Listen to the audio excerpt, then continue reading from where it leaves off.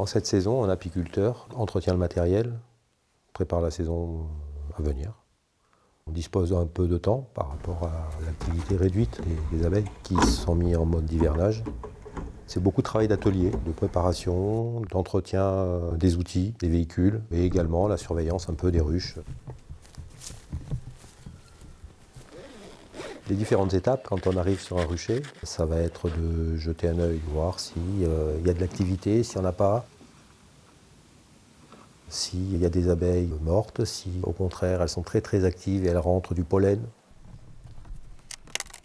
Si on veut ouvrir et intervenir à l'intérieur des ruches, ça va être d'allumer un enfumoir. Cet enfumoir va nous permettre de les occuper, de leur donner un signal d'alerte comme s'il y avait un feu. Et du coup, elles vont être occupées par ce signal, elles vont se transmettre et elles feront moins attention à nous.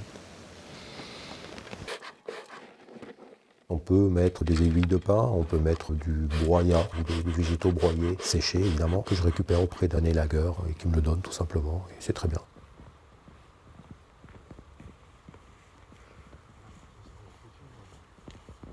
Pour aider les ruches à subsister, en fait, je peux passer sur les ruchers et déjà peser les ruches, tout simplement, les prendre à la main, voir si elles sont assez lourdes et si elles ont assez de réserve. Ensuite, quand dans l'hiver on a quelques belles journées, je peux ouvrir et regarder d'un peu plus près lorsqu'il s'y passe. Elles ont besoin d'énergie pour passer l'hiver.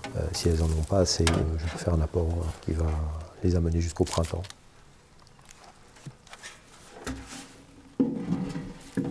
Le fait d'apporter du sucre, c'est pas obligatoire, mais ça peut s'avérer nécessaire. Après, il faut le faire à bon escient, c'est-à-dire qu'on va le faire au moment où elles en ont besoin, en plein hiver, quand elles ne peuvent pas récolter du nectar. Il n'y a pas de fleurs. Et les températures ne sont pas là non plus. Donc on peut faire un apport de nourriture.